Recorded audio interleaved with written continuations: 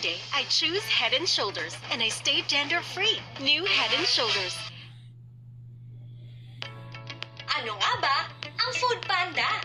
Noong 2014, nag-start si Food Panda dito sa Pilipinas bilang isang kumpanya na tumutulong na kumonekta ang customer sa mga restaurants at shops para ma-deliver ang ordered items.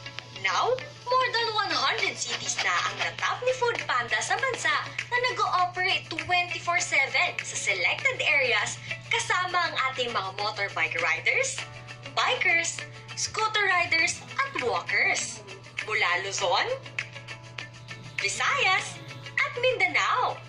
Bukod pa rito, present rin ang Food Panda around the world tulad sa Singapore, Thailand, Hong Kong, Pakistan, Taiwan,